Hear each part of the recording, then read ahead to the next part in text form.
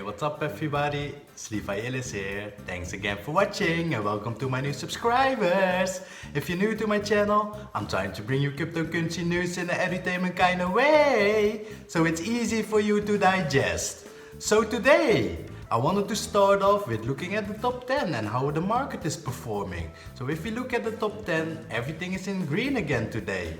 And the biggest winners of today are at the number 1 position, IOTA with plus minus 16% in the green. Number 2, Bitcoin Cash with 7.3% in the green.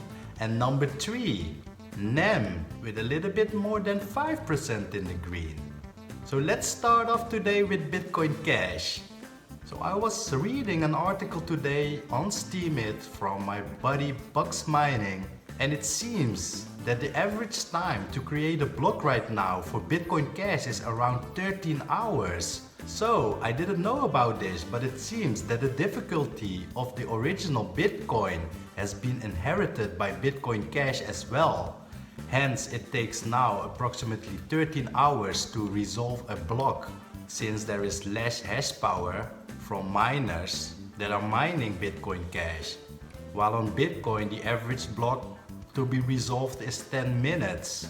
So hence the confirmation times also take a little bit longer than expected, because approximately 3 confirmations are required averagely to do a transaction.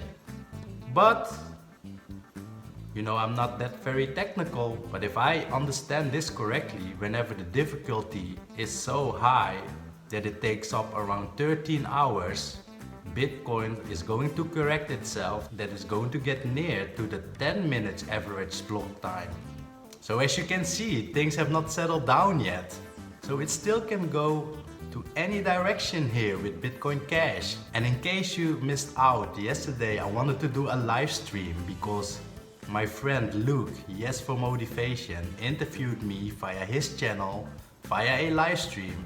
And for me it was the first time to do it, so I tried it as well, but only my voice came through and not the voice of Yes for Motivation. So in the end I've downloaded his video and I've re-uploaded it again, so you can watch that video of yesterday. It's a long video of 15 minutes approximately, but I've also added some time lapse in the description, so you can go to the various topics that we have discussed. So if you want to know a little bit more how I started with cryptocurrency, what my background is about, our thoughts on IOTA, NEM and shares, etc., I would recommend to watch the video. So today I wanted to focus a little bit on an article that I read between the battle of Ethereum versus EOS.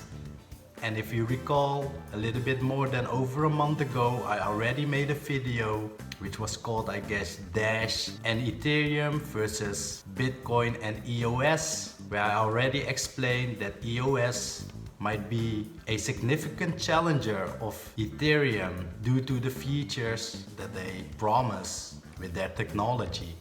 So the battle began on Reddit, where Vitalik responded on a post of someone that indicated that EOS is superior above Ethereum in terms of transactions and flexibility. Vitalik responded on that post and he dissed EOS by making some technical assumptions on issues regarding EOS.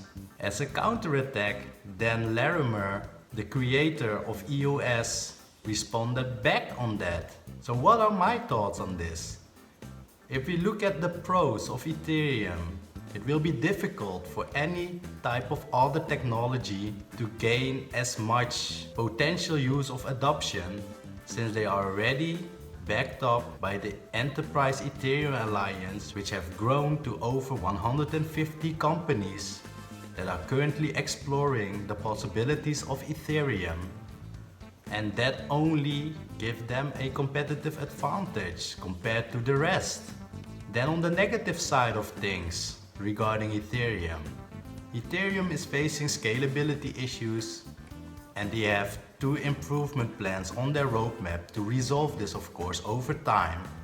But as long as that is not fixed yet, there is always room for competition. Then of course, whenever it comes to Solidity, the program language of Ethereum, at this point of time it's still a niche. So there's only a handful of developers that master the language, which of course is again an advantage for other competitors that are focusing on generic program languages to integrate blockchain. In case you didn't know, Dan Larimer is also the one that is responsible for BitShares and Steemit. Just a small fact for you guys to know, the transaction volume of Steemit and BitShares combined surpasses already all the transactions of Bitcoin and Ethereum combined. So we can say from that perspective that from a technical side of things, in terms of scalability, those two platforms are superior over Ethereum. But then again, EOS has not been created yet. But we might assume that it will be very similar, of course. So from that perspective, EOS might have a competitive advantage. EOS can also be considered as an operating system for blockchain. Maybe EOS stands for Ethereum Operating System. No, that's just a joke, of course. So the good thing about this is that developers only need to think about business logic and do not need to worry about any blockchain programming, because that is already built into the operating system. So that already takes away a lot of hassle for a programmer. Then the disadvantage, of course, then I need to refer back to the traction that Ethereum already has with the Enterprise Ethereum Alliance.